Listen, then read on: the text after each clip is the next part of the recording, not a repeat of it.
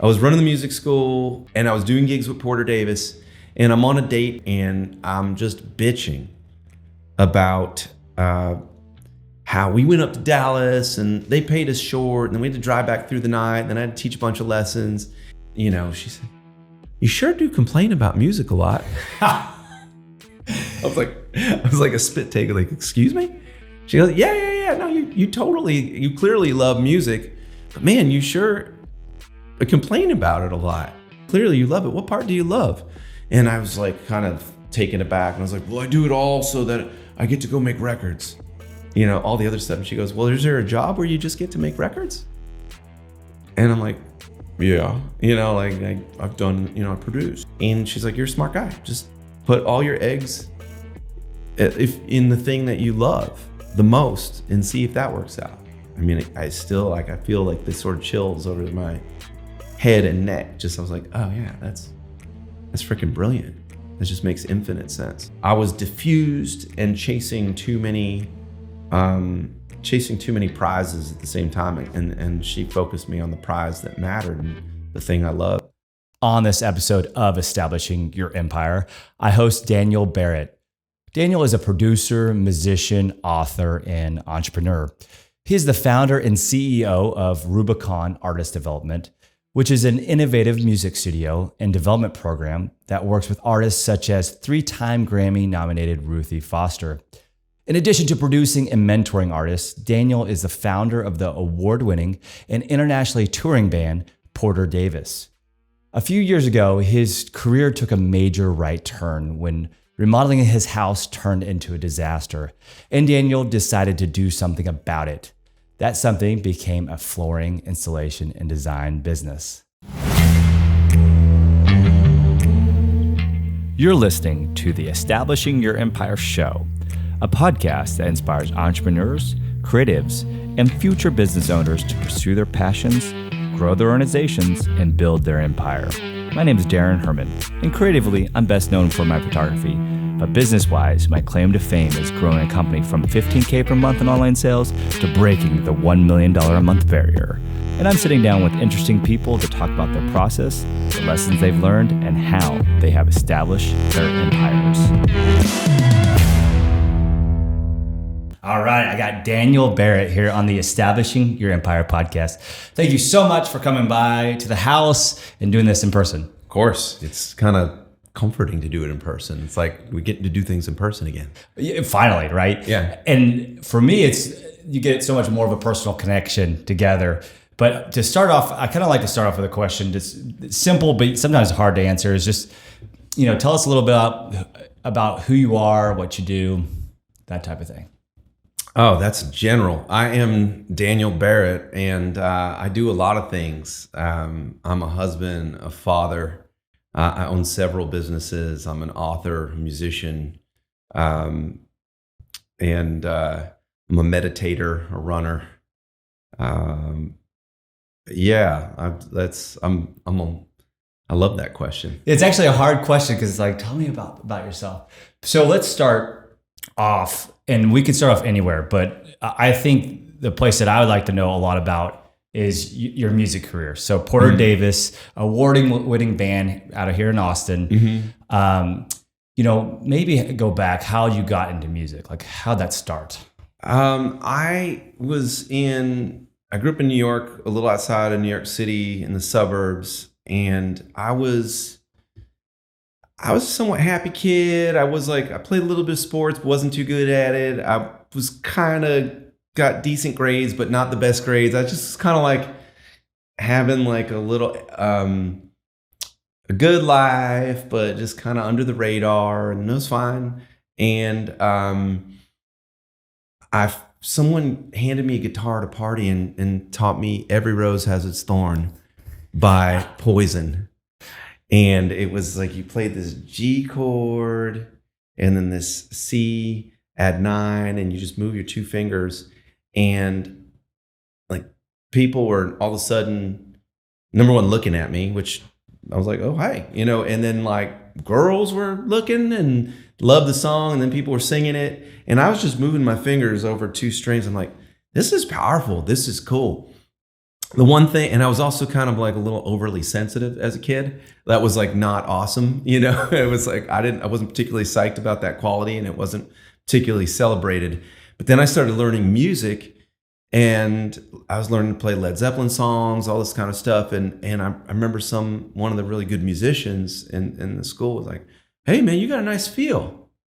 So I was like, "What?" Like, so then I was getting positive attention for feeling a lot, which I was just like playing the Zeppelin song the way I felt it. You know, it was cool. Like, I loved the way that song felt, and I didn't think anything of it. So it kind of spiraled from there, and I just fell in love with music. I loved the social aspect about it, but I also just loved playing. Like, I just fell in love with how sounds came together. So that was in high school. I was late, like 15. What was your first band? The first band I was in was Yosemite Crotch. Corrupted Youth. That's not true. Corrupted Youth morphed into Yosemite Crotch. So the name got worse. The name. Oh, and then they wouldn't let us play the school dance as Yosemite Crotch because they didn't want the word crotch in it. So we became Chia Savalas, which is like a chia pet and Telly Savalas, and we were, we had some sessions naming the band. We were early adopters of just sort of inspirational additives to try to like come up with band names and stuff like that. We were early adopters. So we spent a lot of time naming the band. We should have practiced as much time as we spent naming the band. So walk us through okay, so you're playing in high school. That's great. Did you just like straight out of high school or college or whatever and be a musician, or how'd that path, where'd it go? It was strange. It all seems strange. It all seems like a long time ago now. But I just fell so hard in love with it. And I kind of was saying that I had, my upbringing was kind of nondescript. I'm thinking, what did I do? I was kind of nondescript. I just was sort of under the radar.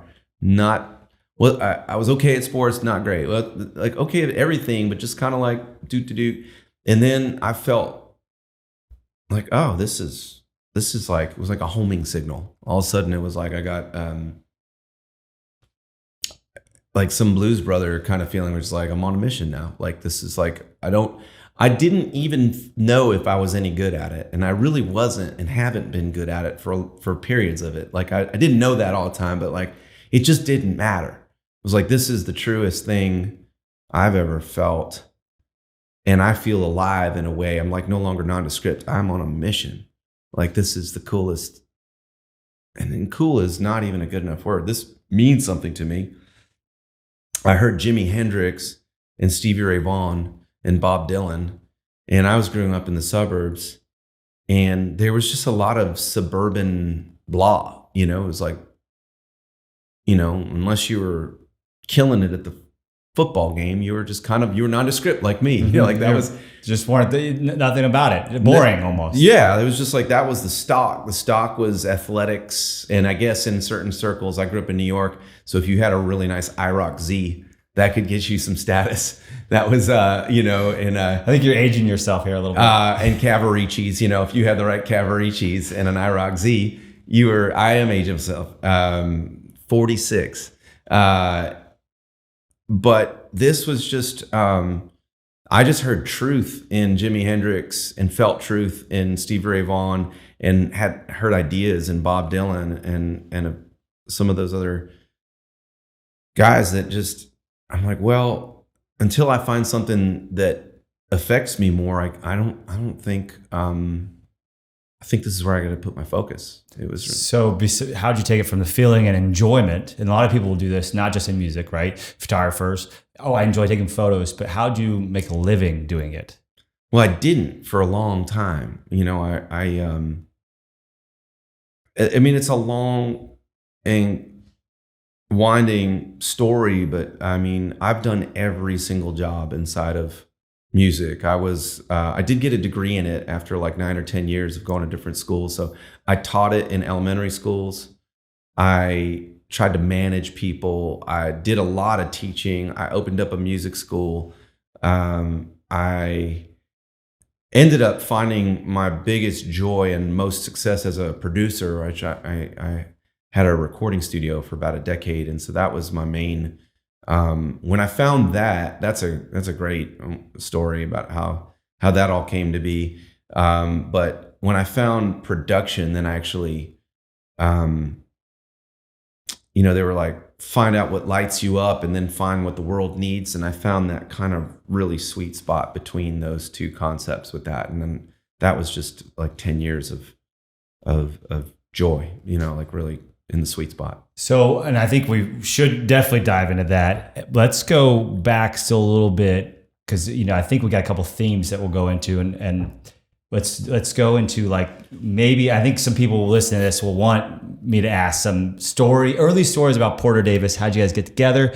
And maybe if there's some stories before that led to Porterdavis, right? Give me that area. Absolutely. I mean, it's been a while now, frankly. So there's so much of it, but early on, I mean, I got turned on by the guitar, but again, what did that mean? I told mom, hey mom, dad, can I go get lessons? I mean, there was no concept of a career. I just wanted to learn more, Poison songs so I could add more repertoire, maybe GNR lies, so I can play them at parties.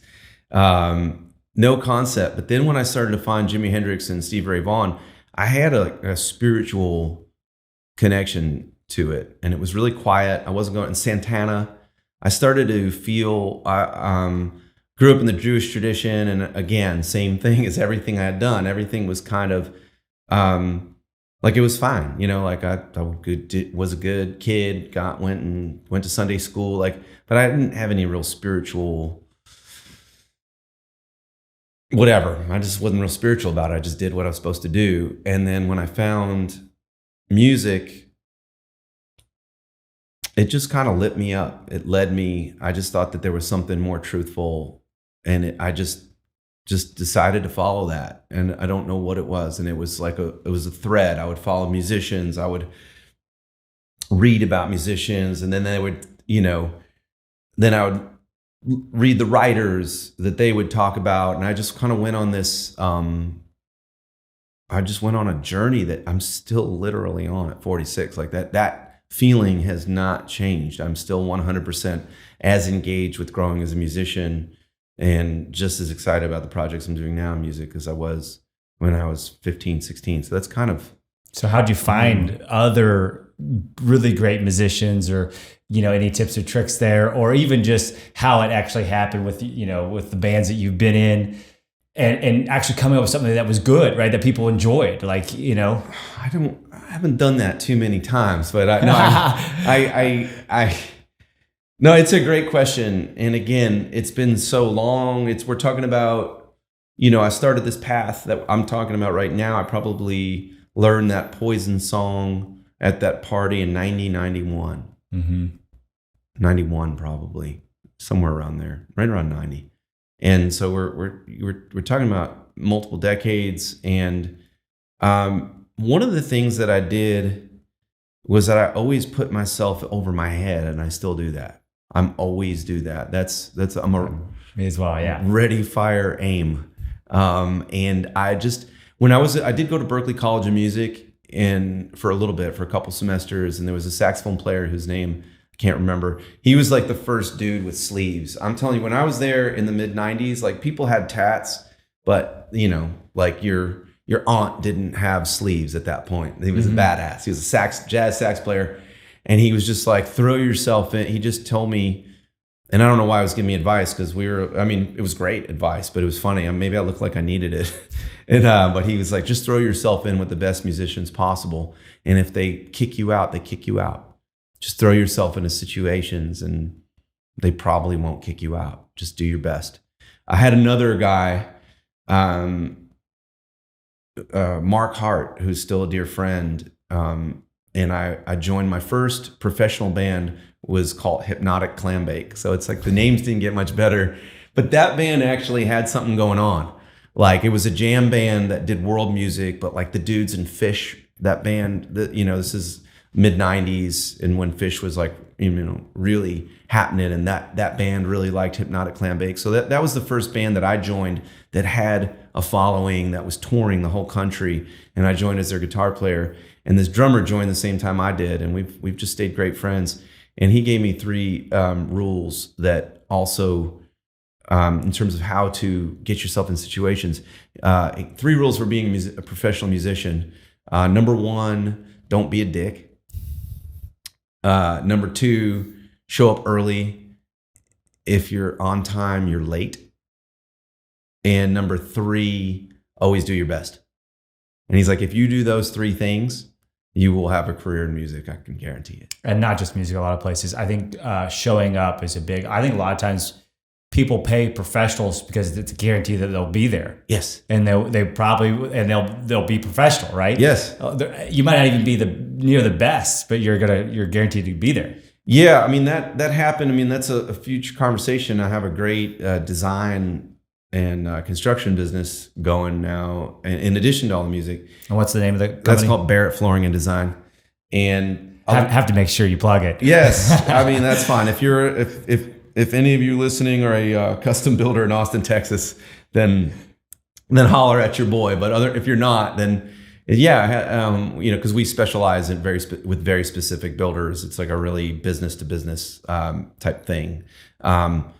But the builders we work for, a lot of it is just, I haven't really I don't think about this stuff very much. So it's fun to do that. And a lot of what I do think is interesting, if there's anything interesting about my story, one of them is that the music career has so set up the success in the construction career. And all the different don't let your kids be a philosophy major or an art major. I mean, all of the music stuff has, just learning just how much showing up, man, it means to professionals. The builders just, a lot of people don't show up. So I show up. And if I can't show up, I call and say why I can't show up and when I will show up. And that small thing that I've been doing since Mark Hart told me to do that when I was a 19-year-old guitar player, has led to like a lot of fun, a lot of successful relationships, which is everything, so showing up. For sure. And it's huge. It's so simple, but it's so big. What about the coolest show you've ever played, or a show or live music experience that brings an emotion or a feeling or just a memory to you? Yeah, it's funny that evoked, because there's so many, but there was a moment where Porterdavis played at the Salmon Arm Music Festival in Salmon Arm, Canada. So it was just real cool to go from, I never was doing this based on the fact that I thought I was hot shit. I just knew that I had to do it, and that I had to see in the world, if I followed something with everything I had, despite the fact that I had only sort of medium talent. I wasn't horrible. I had some feel for it, but I wasn't this prodigy. I was like, it was one of the questions I wanted to answer for myself and for the kids that I now have. I have kids 8 years old and 4 years old. Was like, I needed to answer this question, make a map. If you love something enough and you apply yourself wholeheartedly to it, if you have, enough talent and enough intelligence, but not prodigy level, can you make it work? I just had no clue, because most of the people around me they made very prescribed decisions. And so that's what I had. I had a lot of really good examples of people who did things that were known quantities. And if you did this, you become a doctor and you do this. And then at 36, they spit you out. And Salmon Arm was a Porterdavis show. And we played in, I don't know how many people there. I think it was more than 10,000, less than 20,000. So it was the first time I played to people played 100. But for me, it looked like a sea of people, like where you can't quite, you can't make out the people at the end. That was just like, it was a gas. And I was nervous as hell. And so number one, there was a feeling of like, holy cow, like I'm getting to play to like a sea of people. Like this is cool. And they're all really nice. And Canadians are so gracious. Freaking love Canadians. I'll shout out to all the Canadians out there if you're listening. But I remember going to their Tim Hortons, which is like their Dunkin' Donuts, but better Canadians. And in Kelowna, Canada. And they kept calling it Timmy's. And I like to get excited about local flavors and cool stuff like that. So, went to Timmy's, got coffee, went to Salmon Arm, got to know everybody like next day. And like we got out there and I was like, holy shit, that's a lot of people. Like I'm nervous, excited, and like we're out and we're just like a little trio. Like Mike played like a box, like a cajon. So there was like no drum set, harmonica, and me and my guitar. And it was like a lot of folks and we just had to feel a lot of energy. And we went out there and I was like, hello, like I was lead singer and guitar was like, Porterdavis from Austin, Texas. And I think I said something like, and we are fueled today by Timmy's. Thank you. Or we hit the Tim Hortons on the way. So we are ready to go. And everyone just cheered. For some reason, they love this dude from Texas, like talking about their coffee shop and the love, the warmth. I literally have chills thinking about it. This set just killed. Like we killed. Like at least in my heart, like it was like 45 minutes of like surfing a wave of positive Canadian energy, which I highly recommend. And I never knew that I'd get to do that. And it was just all like I got to have the moment. And it was a great, we have so many cool, we did a lot of street performing and some of those like really intimate moments playing for 4 people in Harvard Square in Boston. But I did have a couple of like these rock star moments or like minor rock star moments. And when you're not a rock star, it's really cool. It's like you get to it's like somebody opened a little portal for a few minutes and then closed it. I was like, thank you. That's cool. I love it. So, and Porterdavis was pretty successful, especially as bands go. How did the transition from like having a band and doing pretty well to, changing up, producing and opening up a shop? All respect to my wife on that. Well, first of all, I had been producing since 96, an incredible singer, still one of the greatest singers I've ever heard in my life. Her name is Kristen Cifelli. I was her guitar player, and she was getting ready to make her first album, and we didn't know what a producer was. We didn't know what to do. We were just like kids. We were early 20s, I guess, and I don't know if I said, I'll do it, or she said, will you do it? I didn't know what it meant, but it went really well. It was nerve-wracking. We surrounded ourselves with really good players. I mean, the bass player on that record still plays with John Mayer. We were all kids going to school. Like the drummer, John Sands, has been with this great singer, Amy Mann, for years. Like we kind of like stumbled, and Kristen happened to be one of the greatest singers in the history of singers and still is. So it's like, she was very generous with me to let me hang, but I guess it just went well. Like we didn't overthink it. We all played pretty good, and it was well received. So early on, I got joy from that process, and things seemed to go well, like better than I expected. It's something in terms of, I know some of the people who listen to your podcast are entrepreneurs, and I think that was from that I learned that, certain things you do, you're just going to work your ass off and you'll get this far, and other things you'll put in that same or moderate energy and you'll get a lot more back from it. It's like, this might be where some of my ability lies. At the time I had no clue, but I just got lucky. But the production side of it, what it turned out years later is that I just loved it so much. I didn't even know. I was just like, I had attention for things that I had attention for things that I didn't understand was not everybody cared about. So I was like, if you're editing photos, like you can. Yeah, I mean, I used to I spend hours upon hours, especially pre Lightroom days where you only had Photoshop, and I'd spend at 2 hours on a photo. Like people didn't do that. Right. It's insane. And it wasn't even a photo that would go anywhere, right? It was just a photo. And you're having a great time. You're I'm learning and YouTubing and just doing it nonstop. And early on, for me, actually, even still, I was probably a better editor than I was a photographer. Mm-hmm. And then the other side of it, kind of relating to your story, you see in the photos here, I loved music. I played brass, trumpet, flugelhorn, all this stuff. But I was just okay, and then I got even college, and those people were okay, but they were so much better than me, right? And not even at any levels that were high.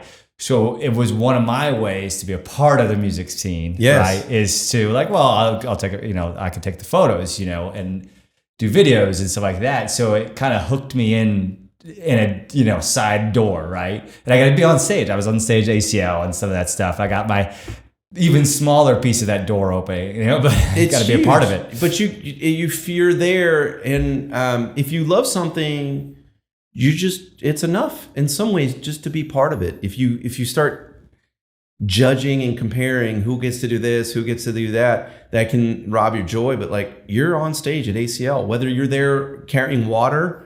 The dude carrying the water to Radiohead is a badass water carrier. Like, that's like the freaking like coolest water carrier in that city that day. Right. So on the scale of things, he's winning. Yeah. So yeah, and it's I relate so much because I think I did want to be the lead singer and the hotshot guitar player, and I kind of was, but I was pretty good at that. But I wasn't. I didn't have the same kind of moves that I had in the production side. And by moves, I just meant like a lot of it's just capacity to handle the detail. Like, I just love the details. So that was my way to be part of the game. Mm-hmm. I just like, oh, well, I'm an okay guitar player, but nobody's beating my door down to do that. I can get gigs and I can be a good soldier and work hard. And I was okay. It wasn't like I was bad or anything like that. I still feel that way about my guitar playing. I'm solid. But I'm not. It's. I have to work really hard at it, and just to be professional grade. I have to like really put everything I have into it just to kind of land it. And even still, I have friends who are, if they put the same amount of effort in, would just be, it's just. But how did you? Okay, so that you like it and you were pretty good at it, or at least you enjoyed doing it. How did you make it like a full-fledged business? Like, is there something that pushed you off the cliff? You get the wife talked you into, like, how that step is very important and powerful because a lot of people don't take it. Just assume there's 15 years of other smaller stories, but I'll give you the seminal story, the story that like really changed my life. I started dating this stunning redhead who is now the mother of my stunning redheaded son, and but we were just dating at that point. And Porterdavis was playing. I'd already opened our music school, Red Leaf School of Music, which still exists. I sold that to Gino Stroya, who was my business partner at the time, and I'm so pleased that he's had such a great, like, I think 12, 13 year run with that. But I was running the music school. That's where I met Dallas, our friend. He came to work there, and I was doing gigs with Porterdavis. And I'm on a date with this awesome redheaded chick, and I'm just bitching about how we went up to Dallas and they paid us short, and then we had to drive back through the night, and then I had to teach a bunch of lessons, and she's just eating, and we were definitely getting pretty close, like looked like this was going places, and she said, "You sure do complain about music a lot." I was like a spit take, like, "Excuse me?" She goes, yeah. No, you clearly love music, but man, you sure complain about it a lot. Clearly you love it. What part do you love? And I was like kind of taken aback, and I was like, "Well, I do it all so that I get to go make records, all the other stuff." And she goes, "Well, is there a job where you just get to make records?" And I'm like, "Yeah, like I've done, I produce." She's like, "Well, why don't you consider stopping going to Dallas for $50 and maybe even consider although all that stuff's beautiful. If you want to go to Dallas, but, and maybe even stop, teaching Green Day songs to accountants." And she's like, "You're a smart guy. Just put all your eggs in the thing that you love the most and see if that works out." And it was like, it was just I still I feel like this sort of chills over my head and neck. I was like, "Oh yeah, that's freaking brilliant. That just makes infinite sense." So I told Porterdavis after, we were probably 15 years into the band. It's like, "I'm still in the band, but I'm not going to do X, Y, and Z anymore. I'm not going there for this. These are the things I can do. We'll do local. Like, I'm into it. We'll do fly dates like Sam and Arm and we're not done, but I can't. I'm focusing my time, and then I told Gino, I was like, hey, I'm gonna go do a thing, and I sold him my part of the business because he was happy to be doing that, and I had a little house and I turned it into a studio, and there's more to it, but that was the I was diffused and chasing too many prizes at the same time, and she focused me on the prize that mattered and the thing I loved, and the thing that went back to that Kristen Steffelli record that I also, not only did I love it, but I apparently that more of the time I had more of, I wish I had a better way of saying it. I keep saying I had moves, but if you ever see me dance, I don't really have moves, but like I had ways of solving problems rapidly and apparently better than average. So I was able to solve more problems faster. And I think you solve problems that aren't just technical problems. You dive into the psyche of people, and that is a lot when working with people for one, but working with artists. Yeah, that's a whole nother level. Real quick though, before we go into it's interesting that some simple questions or some simple statements completely fork knifed what you were doing. Yes. I wonder how we could give advice to people that don't maybe have a significant other, or a way to ask and maybe that's just it. Maybe you just should ask your questions. What's this look like in 5 years? Is this what I'm happy with? Am I complaining? Maybe self-check yourself. Am I complaining too much about one thing over and over? But it's interesting how you kind of got a audit of your life there from somebody else. I believe, and this is unscientific, so you can fight me on it in the comments, but if anyone's listening, life is telling them those things. It may not come from your fiance or your fiance to be. It may be, people have been trying to tell me that by not coming to my shows for a long time. I was like, or only moderately or hit and miss. Life was telling me, I believe life is telling us every single day, almost every hour of every day, what we need to hear. And I think in that moment, I was ready to hear it, and my love for Andrea, I think that there was something subconscious, which is, I don't know, she probably didn't know what she was saying, but she's like, I like you, but I'm not gonna hitch myself to a complaining cliche of some frustrated musician. She's like, I believe in you, and so before we get engaged, let's see if you got moves. Well, and there's probably a piece of that, but at the end of the day, I think you hit on some amazing things of how we're told all the time in so many different ways, just a lot of times subtle and sometimes not subtle, but you were willing to listen to it, and that's massively important. That moment. Yeah, and I think we only need to make one or two big decisions every year. We don't need to make 1,000 good ones, just one or two good ones, right? One or two that can really change your life, or even just make it a good year for that matter. There's a great interview recently with Jim Collins and Tim Ferriss. I love Jim Collins, love Tim Ferriss, and Jim Collins, you can check that one out. But he says something along the lines of there were some moments. He realized that not all moments were weighted the same. There are certain moments in your life that will be weighted so much more heavily, and how you show up for those moments will define whether your life is, outrageously wonderful or not. And they're really, Jim Collins, of course, says it way more articulate, but that was one of those moments where it was a portal. It was like, do you choose to walk through this door, and do you choose to take responsibility? Number one, because she I remember her saying, you're a smart guy. And I thought that was interesting. I don't know, that was, because I don't know. I am, but I didn't know how smart. It was like smart enough, but was I? I don't know. I was, she was saying that I think you can do this if you really want it bad enough, but how bad do you want it? Almost giving you permission too. Yeah.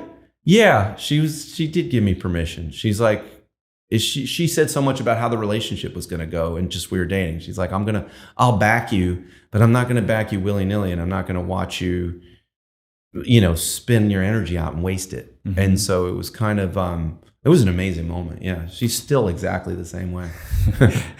So you get the studio going, everything's looking good. How did you get business? Like, because there's a million studios around. That's an awesome story too. It's like, this was you're talking about seminal times in my life. And again, I live in stories. There's so many stories, but the crux, the seminal story of that moment was, I was like, okay, well, shit. Now I know what the plan is. This is, for your entrepreneurs, this was a really good moment too. Oh, I wanted to say one other thing about sure. Not everybody has it.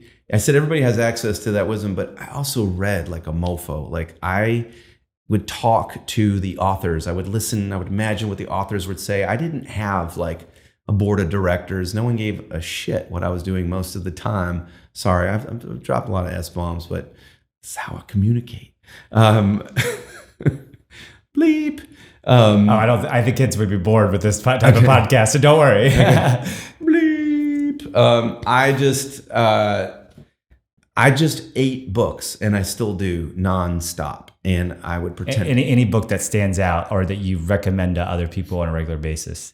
So many, yeah. At that point in besides the remembering process, which we'll get into. Yeah, it's interesting. What was cool, because there was a lot of magic happening there. I think there are also. I would love to know if I'm the only one who thinks this way, but I think there are periods of my life that have been very linear, and I've just kind of had to go grind. And like life is asking me, like, if I give you 1 and 1, will you make 2? You're gonna put it in 5 effort, and you're gonna get 5 back. And I want to see if there's no wind, will you row? And I think like life is just asking, like, do you have what it takes to row if there's no wind? And then you show life, like, yeah, I can row, man. I'm like, I'm gonna row, like, but not everyone. I didn't always row. Sometimes I sat there waiting, no wind, no sail. Other times, I think life has been telling me, like, all right, now put up your sail and see if you're willing to receive. You want to go a little faster? You want to see some other cool things? Put up the sail, and I'm going to take you on a little ride. Wind might die out halfway. You have to row. You might have wind the whole way. So I think there's this like little game I've been playing with life, which is like I try to use the wind because it's fun and it's exciting, and if it's not blowing, then I'll just wait a little bit and see if it wants to come. If not, then I'll finally like, okay, guess I got to work for it. Like, so the whole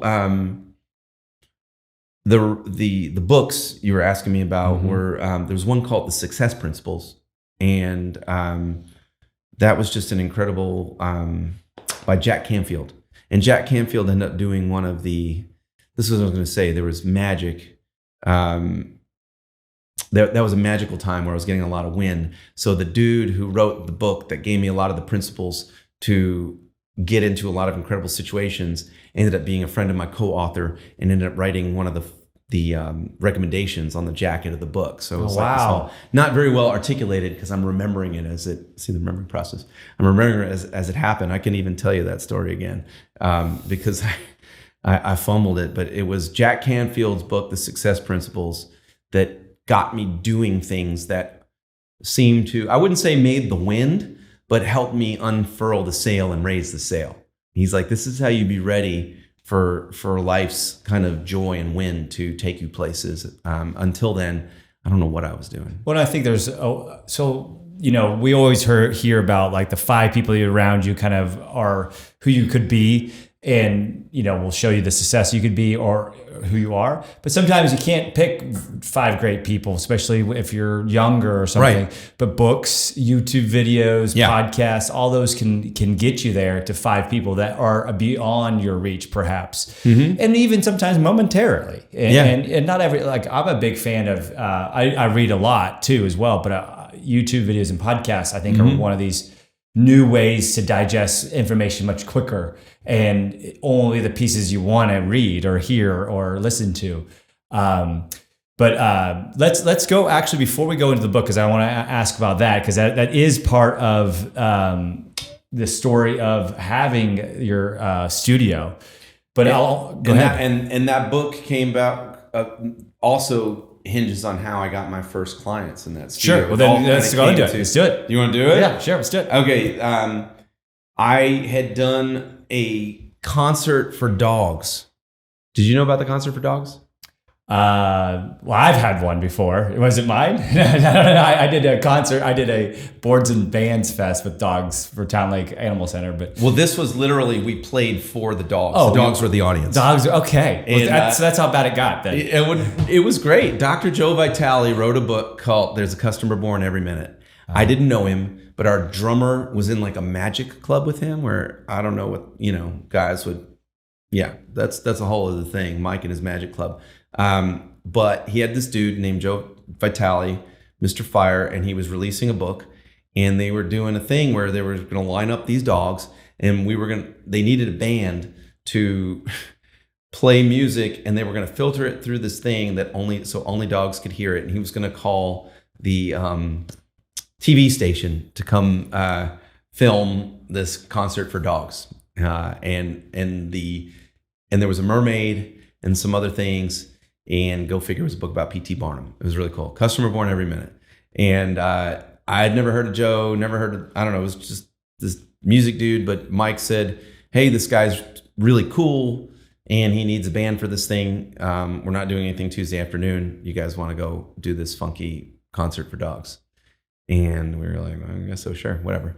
So we did that. 3 years later, 2 years later, this book called The Secret comes out. And it was this massive hit. And my father sent me a copy. And I'm just there, eating Cheetos, watching this thing my dad sent me to, try to encourage me to get a job or something like that. And the secret is get a job. And I'm like, this dude comes on. I'm like, that's the concert for dogs guy. I called up my drummer. I'm like, the concert for dogs guy is in this like famous Oprah book thing. I was blown away that was the guy. So it really knocked me out. I was excited, and I really loved The Secret. Like not only was I excited that I knew a dude in it and had played a concert for dogs for him, but it knocked me out. It was this was prior to Jack Camp. This was the first kind of shift in thought, which is like, oh man, like how I curate my thoughts is going to curate everything I do. So that was that. And I never really reached out to Joe. He was now famous, and I just like, whatever. That was cool that I knew that guy once. Fast forward several years to when I have this conversation with my soon to be wife about like, being, focusing on opening a studio and being a producer full time. And I'm like, I don't know anything. Like I've just done lots of local stuff. Like if I'm going to make a living at this, I need to branch out. I just had it in my head that I need to be national. That was like this funny word. It was like a mantra. It's like, how does anyone get national at anything? I'm so local. I want to be national. I didn't have any great like definitions. I just knew that like, I just walk around like a crazy man saying the word national. I'm national. Who do I know that's national? Not many people. The Secret dude, Joe, he's national. He went national. I knew him when he was local, but now he's national. I did him a favor one time. I wonder if there's any chance he would talk to me for a little while about being national. I'll find a cooler way to say it. But let me reach out to him. So I send him an email, and I get back an auto respond that says like, I can't, I'm responding, can't respond to everybody. I'm like, crap. I finally get a response from him, which was really nice. And he was like, sure, I remember you. Thanks for doing the dog thing. Yeah, I'll have lunch with you. I just invited him to lunch. And he was like, yeah, I'm free in like 2 months. Great. That's amazing. That's awesome. Like I was so grateful. And that's, if there's, if the context, if one of the contexts here is entrepreneurs and budding entrepreneurs, gratitude. If someone gives you, like he gave me an eyedropper full of hope. Mm-hmm. And Yeah. And on the flip side, though, you did something there. You didn't just like I'm all about cold reach out to everybody, but I get a million of those, and like they're usually pretty fake and all this. But there was this mutually benefiting situation there because you did something, and you were just asking. You weren't asking much for them either which way.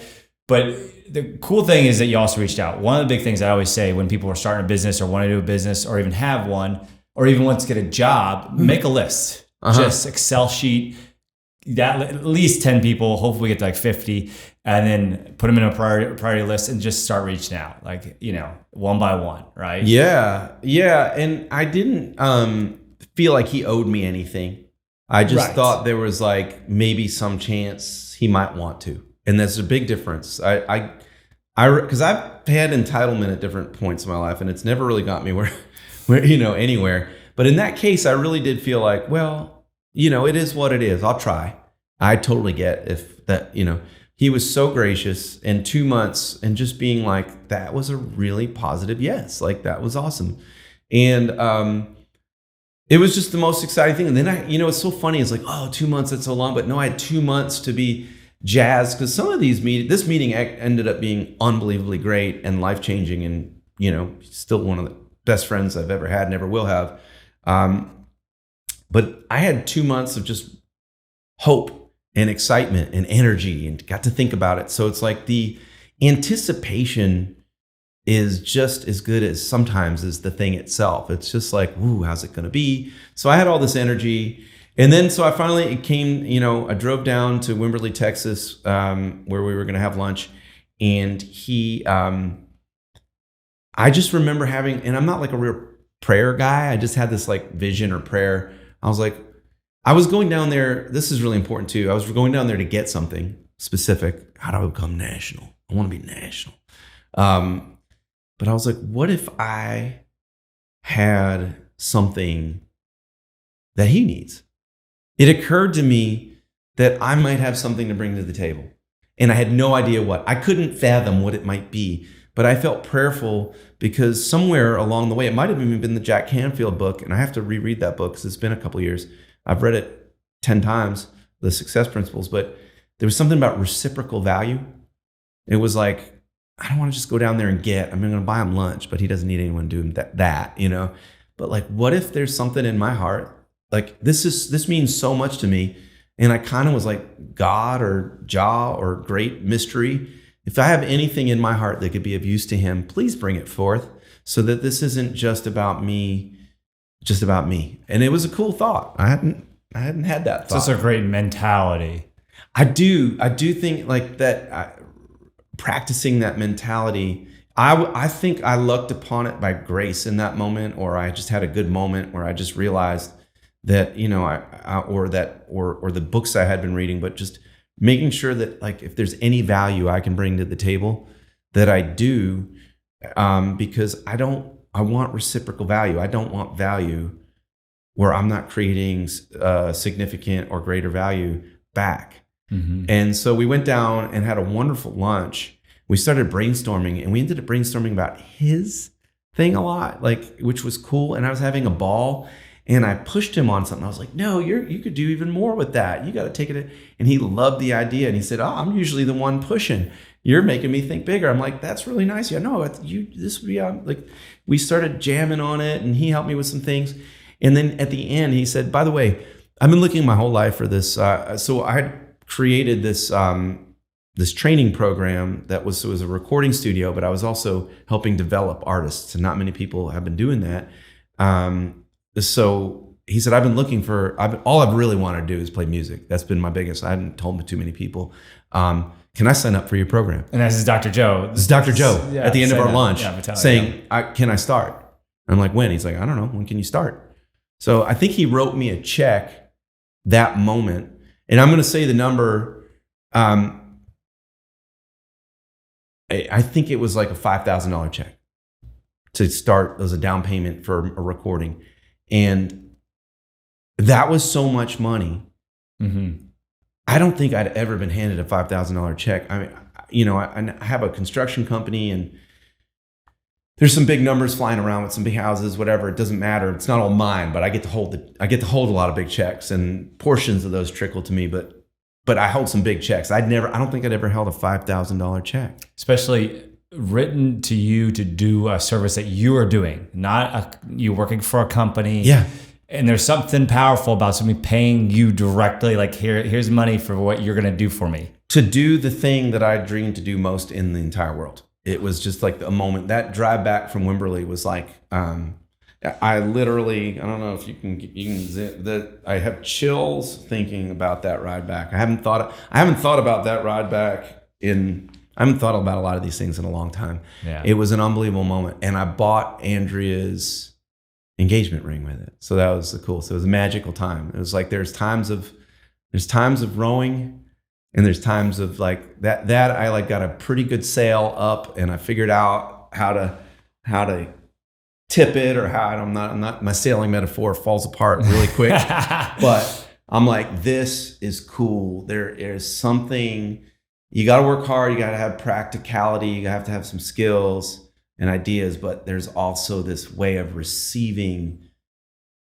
energy or receiving guidance, and it's out there, help is out there, or people can be really kind and things work out after a while. But it was really, I think there's some magic to it. There's this other intelligence of like really starting to figure out who I was and being attracted to the right people who needed what I had, and creating symbiotic relationships is a really, really cool moment.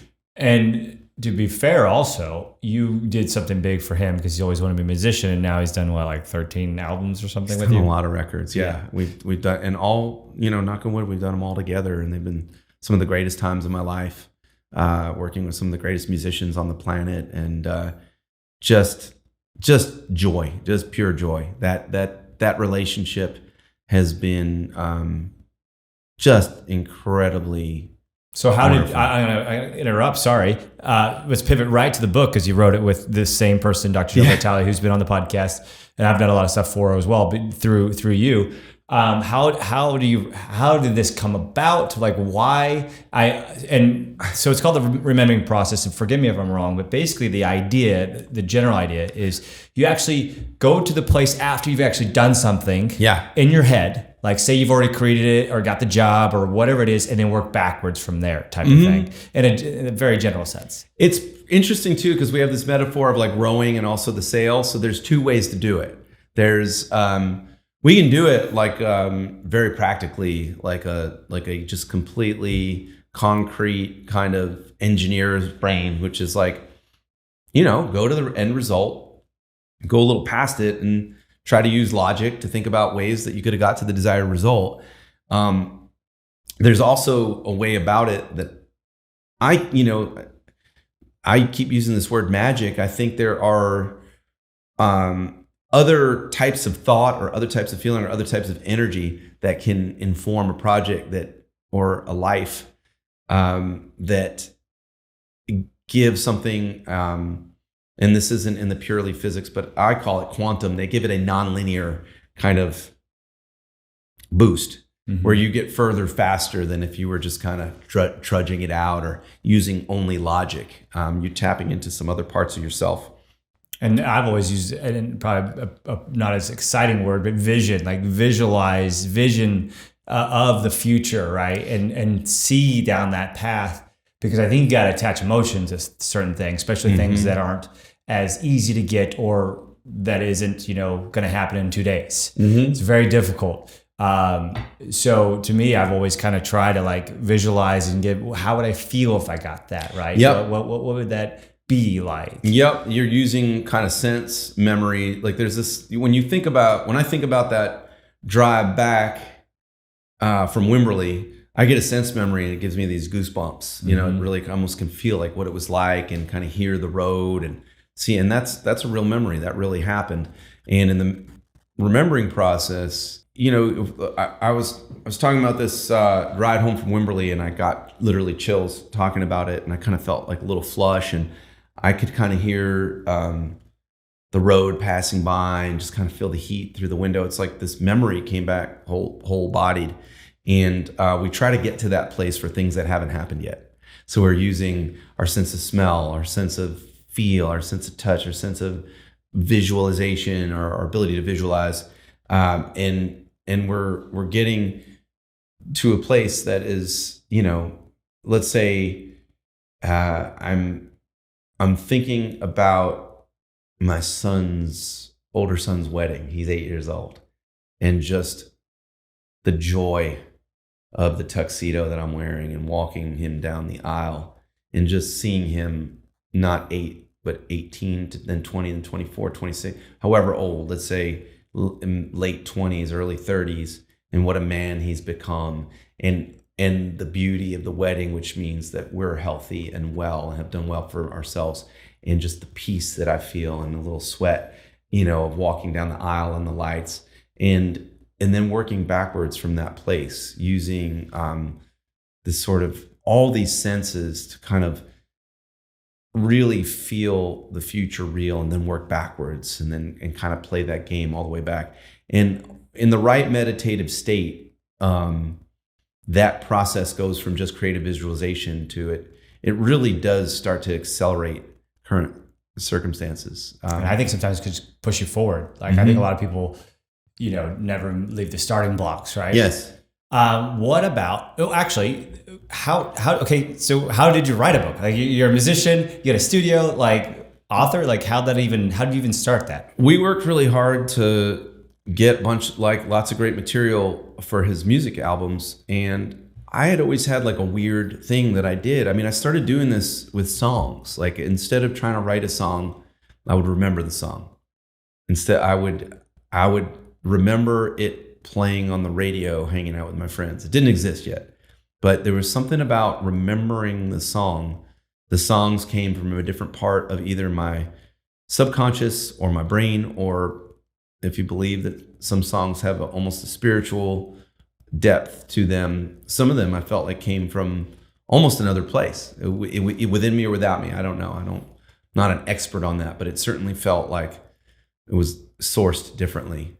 And so I just was helping Joe get his material together, and I was telling him, well, no, don't write it. Remember it, Joe. Remember it. And he said, and I got home that night, and we were so on fire with our friendship, with his project. It just was like this just great fast friendship that still, we just, you meet your friends that are just going to be your friends forever. And we were just like, this is amazing.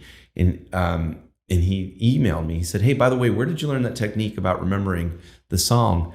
And I emailed him back, and I was like, I don't know. I just always have been doing that since I was a kid, since I was a teen. After I learned another couple Poison songs, I realized that it was like hard work to learn all these songs, but I could write one, and I could just, I just found writing to be, I just loved it. And I also found it to be easier than learning a bunch of songs. So I just started doing it when I was a kid, and he said, that should be a book. You need to write it. And I emailed back, we're emailing, and I said, well, I'm not really an author. I mean, I said, I'm not an author. Do you know any? And I said, just kidding. Would you write it with me? Because I that sounds like fun, but I don't know that. I don't know where to start. And he agreed. He agreed, and we wrote the book. I remember finishing the first draft of the book. I had committed to finishing it by the end of that year. And my wife and I, before we had kids, went to Marathon, Texas, the Gage Hotel, and I had promised him that I would finish it before he had done his parts, and I still had some parts that I owed, and I just busted it out at New Year's. Like we were away for New Year's. I was like, I'm sorry, I spent a lot of this time. I said I would do this, and that was the thing about Joe and about Jack Canfield. Like, one of the things was like, keeping your word. Like I said I would do it. So Joe taught me at that first lunch. I'd asked him some questions, and he said, you have to be careful what you voice, because the universe is listening to see if you do what you said you do.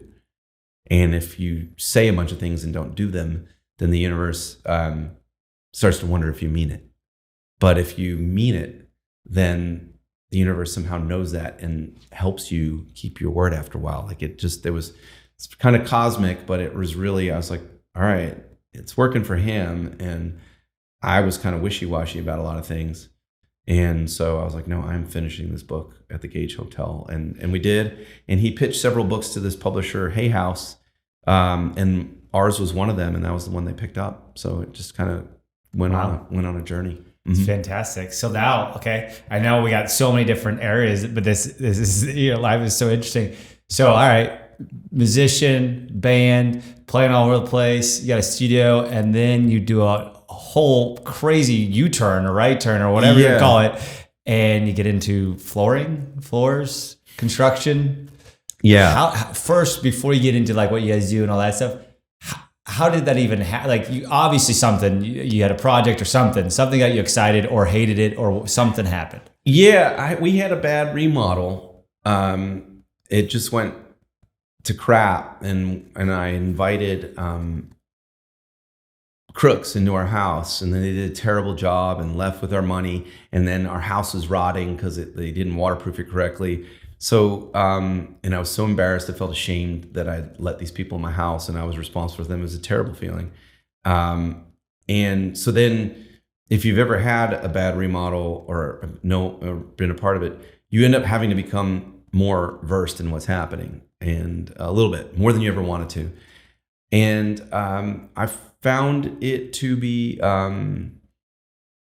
interesting. But I didn't think much of it. I was like, okay, I'll figure this out, try to get this done. And then we found some other people who came and redid the entire bathroom again because it was all done wrong, and I didn't know it because I was ignorant. So that was kind of where the seed happened.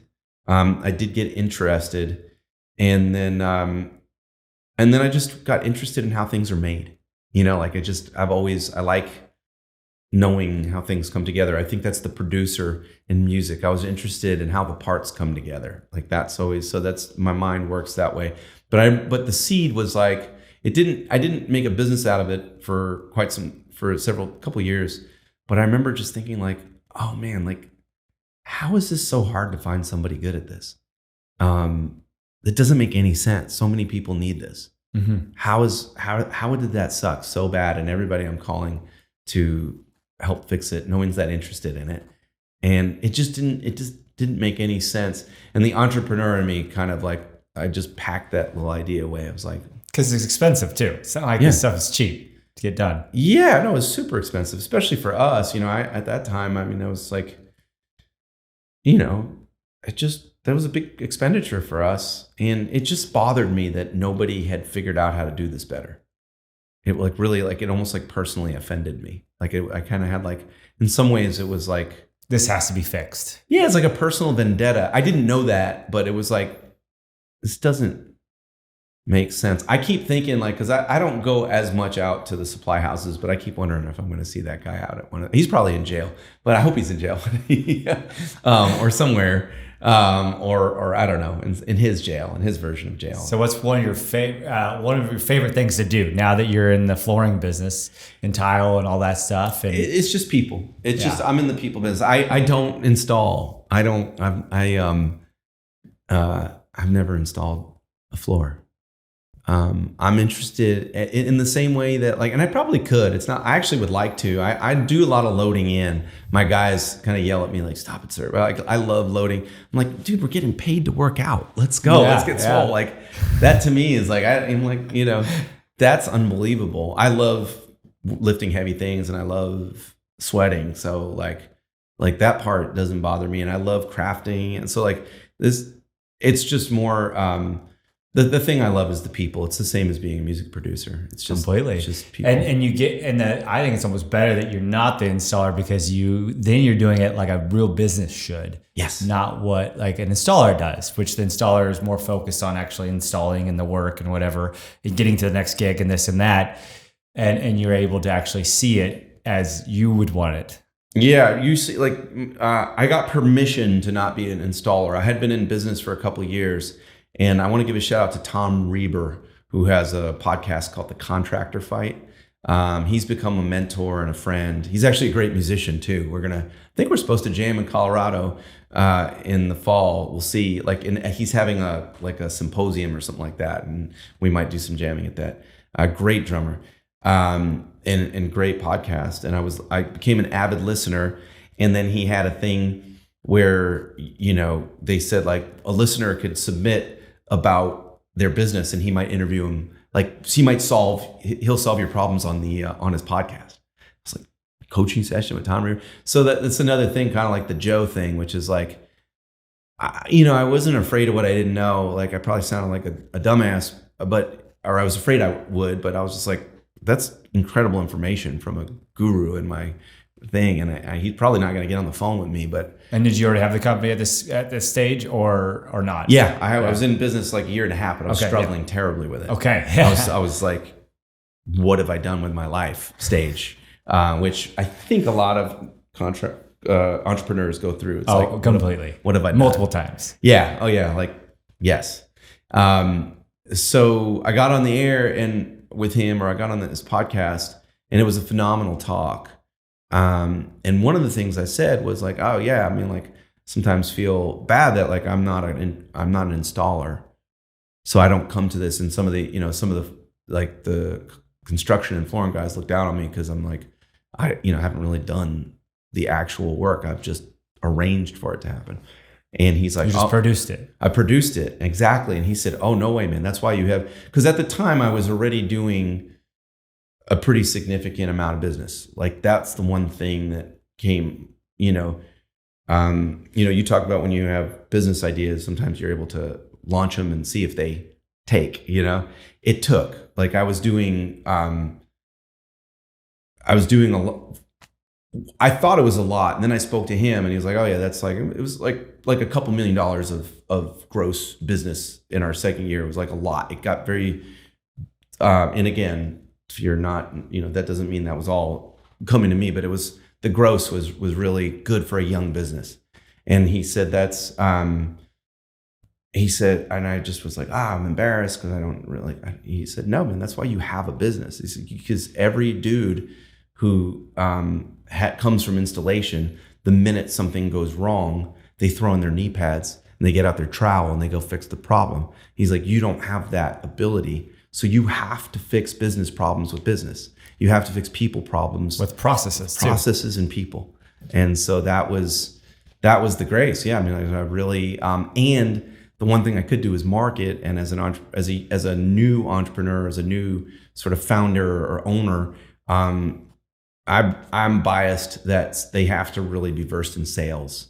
Like I just think the sales process is, I'm dubious unless they're just an incredible process and operations person and are balanced by a great salesperson. I just think that some younger business owners are afraid of sales, and that's not going to work. You have to, no matter what business you're in, sales of what you're pitching, sales of yourself. And even, I think, in the physical areas of like construction, people don't even use easy stuff like Instagram and Facebook and stuff like that. And when it's such a visual thing, it's so basic, but a lot of times it's just not used. And referral is huge in that area. And so if you treat one person well, you could very easily get more business. What has worked for you marketing wise? Like, is there anything that has been kind of something that you were surprised, or just something that you do on a regular basis, or anything that just happens? That's a great question. I mean, Instagram has been great. It's free. People, oh, you have great Instagram. I don't think it's particularly great. It's not bad. I care about it, so I put some care into when I do post. But yeah, I mean, you're correct. I am baffled by businesses, especially that have any visual element, that don't invest in their Instagram right now. It's like and I don't mean invest money. I just mean take some time to post thoughtfully and have a voice in it. And the voice is really important. The captions, it's funny, I had somebody help me with that for a little while, and my wife was like, what's going on with your Instagram, dude? It's weird. It's like, it was just hard. A month, and it was, and a bunch of people were like, you're different. And I'm like, no, it's not me. Like, and it wasn't even like it was bad, but they could just feel that it wasn't It's fake, probably. It was fake, yeah. And I was trying People to see through that pretty quickly. and I like doing it. And so Instagram's been great, but I'm going back to Joe Vitale and Jack Canfield and the Success Principles. And Joe Vitale, it's funny, I'm remembering the old title of it, Spiritual Marketing, which became the Attractor Factor. The Attractor Factor, which is, people ask me, because the sales, we continue to grow. I've always been okay at, even in the studio, like even with music, I've been able to get gigs. I've been able to get work. One of them is like, you follow through, you show up. That's a big thing. But the energy about it, Christine Kane, I did some work with her. She's a great coach and marketer. And marketing and sales is just creating energy around something that you're excited about. I'm like, I have a lot of energy. So I'm like, all I have to do is create energy around something.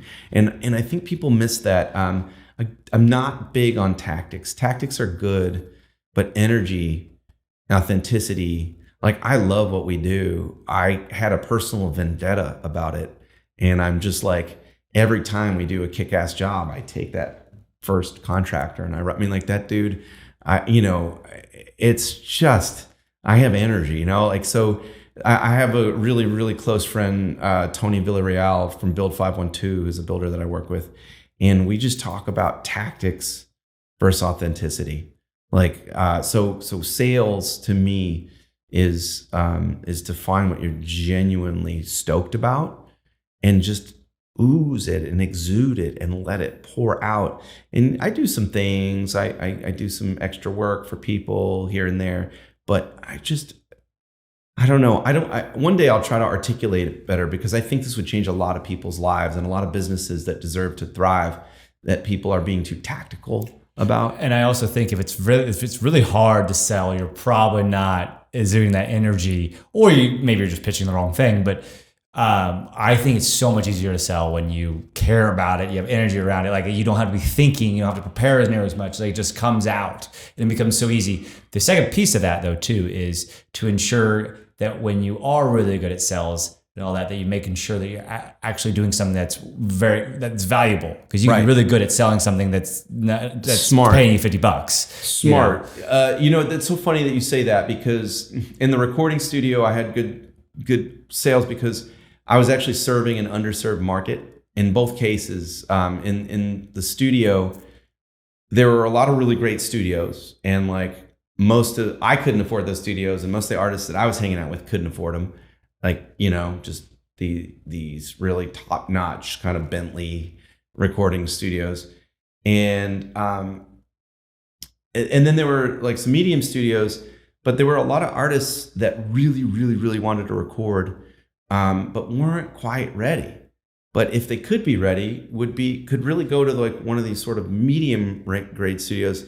But if they went too early, it just wouldn't work. They weren't quite ready. So I specialized I found that I could be really of value to people who are just shy of being ready. And I had all this patience, because again, it's so funny. I don't think I ever articulated in this way, but I kind of said I wasn't being falsely modest. I really wasn't a bad guitar player. I was pretty good, had a degree in music, but I had to work really, really hard for it, every little bit of it. So when it came to hanging out with people in the areas they struggled, it was easy. I was just it was easy to be with them in that place without judgment, where somebody who was more gifted would be like, why can't you play it? Right, yeah. I was like, you understood the process to get there. I understood exactly why they couldn't play it. And it's really freaking hard. But try it like this. And this is how I've gotten through that. And then they were thrilled, and they would get ready. The point is that I found a place that needed serving. And it was the same thing in this flooring. We specialize in flooring for custom builders, and that's hardwood, tile, floors, and really nice big bathrooms. Barrett Flooring Design, at Barrett Flooring Design, if you want to see our work. It's really beautiful work, but there was just a huge need for it. So a lot of my entrepreneurial life, I was not clear to really understand and be brutally honest about what people needed and what they didn't need. And I didn't know that just because I really wanted to do something real bad didn't mean the world needed that. Completely true. And sometimes it's good to know that earlier than later, because you could wake up 10 years later realizing it. And I've been there too. Yes. Last couple questions. Sure. This doesn't have to be business wise. It could be personal. It could be both, whatever. 5 years from now, where do you see yourself? Oh, I love that. It's funny. I went to embarrassment. I feel like embarrassed at that question for some reason. I don't know. Like I have zero idea why. I mean, I want, I don't know why that is. I think it's interesting because there's I feel so ambitious. Like I just want to, it's like, it was so big. I was like, whoa, I almost scared myself. Barrett Flooring is in every major city in Texas and starting to go national. Go national. Exactly. National. That's it. So you want to scale up? I want to scale up. And then I've also, I'm doing some work in music right now with a great artist that I've worked with a bunch named Ruthie Foster, who's a great singer. And that album. So yeah, in 5 years, I've scaled up nationally and I have a Grammy. Yeah, I love it. Yeah, I love it. And my kids are thriving and enjoying the ride with me. And I've also done something along the line. I've done one marathon. I'm fit at an elite level as well. So yeah, and enjoying time with the family and doing Grammy level music and scaling up Barrett Flooring. So I like that answer, actually. It's funny that you preface it that you were kind of embarrassed about it, but you actually, one of the best answers I've ever had of that one is because you look into multiple aspects of your life. So when Christine, my wife, and I will, plan the year before the year starts, stuff like that. And there's family, there's kind of what you're doing for your career or business or whatever it would be, short-term, long-term, their personal goal, fitness goals, health goals, and you hit life goals with family. Yeah. And you kind of went through that whole gamut of area. And I'm a big believer that if you don't plan it, life's going to plan you. Yes. So, develop your North Star and go for it. And not just one area. Across all the major areas, spiritually, physically, family, of course, career-wise, all of them. If any one of those, if I've scaled at Barrett Flooring, but I'm not inspired by the music I'm making, I'm not sure that that's successful. Yeah, not truly happy. You might be happy, but not truly happy, right? Right. Not that we're ever going to be truly, truly happy, but as close as possible, right? I think the embarrassment, and I said the embarrassment because I think that it's like, I don't know, if your audience are entrepreneurs or wanting to be entrepreneurs or somewhere in between, or there can be an embarrassment about our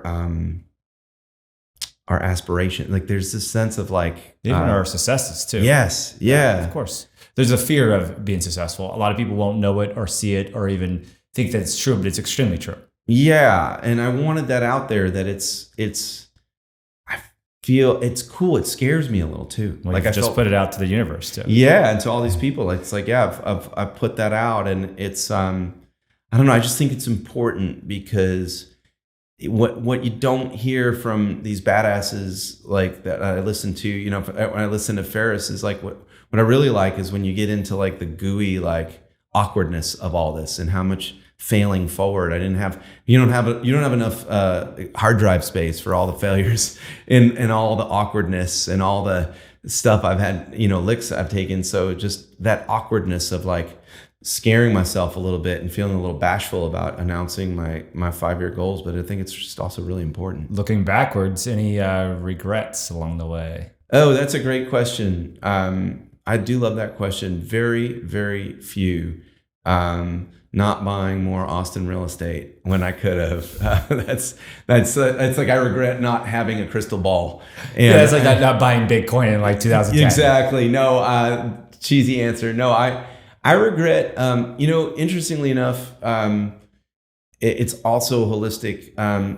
If someone said, if you could tell your 20-year-old self one word, what would it be? And I said, meditate. And my meditation practice, I regret the time, not taking 20 minutes a day to connect to my spirit. There were periods where I wasn't meditating. I've meditated a lot over the last 20 years, but it's such a rich tool that I feel sad about time that I didn't get to plug in, but the absence of it and the contrast of that helps me really appreciate that practice now. So it's not accurate, but I just think that's and some times where I let myself get unfit physically, because I think I derive a lot of my power through the body and through the meditation practice. So really, like, there's times where I let my personal practices go. It turns out there's never really a good time to let those basic foundational practices go. There's never, and I would convince myself that it's okay to not, work out or meditate for a while, and that wasn't really true. It's probably the times you should do it the most is Yes. the times where you forgive yourself. Any good ways of meditating? Any recommendations, tips, tricks? I love Vipassana meditation, which is I did probably 25 years ago. I did a course. I had a great boss at this weird head shop that I was managing in Harvard Square, and Peter Dunn. Talking about a great entrepreneur. If you became a manager, he would send you for a 10-day, he would offer you to pay you to go do a 10-day meditation retreat. I mean, talking about a radical business dude. Peter Dunn was real special in that way. So I did this course, and so I've always stuck to that because I did this 10-day silent retreat, and but there's no one way. I've done a little bit of I've TM style with a mantra. I've done all kinds, but I keep coming back to like this form of Vipassana that I was kind of sort of indoctrinated to in that course. Last question. I end every podcast this way. How would you like to be remembered? Oh, I love that question because I just went straight to my family. Yeah, I definitely, if, I talked about those 5-year goals. If I'm not deeply, lovingly, hilariously, joyfully connected to my sons and my wife in 5 years, 10 years, 15, everything else was a complete sham. Like, that is like the absolute guardrails. Everything else is a fun game, a fun adventure, but the meaning that being a dad and a husband has brought to my life that's really, so that's, and then also I just want to be remembered that I treated people really well. That's really our special sauce at Barrett Flooring. Like, if we disrupt by scaling up, I'll tell people our secret right now is like, we're going to treat people better than anyone else. That's our, that is sort of the experiment that we're going to play. I mean, we're going to have high standards, but can you get ahead by radically treating everyone from who either works for you, works with you, or you work for better than they're used to being treated?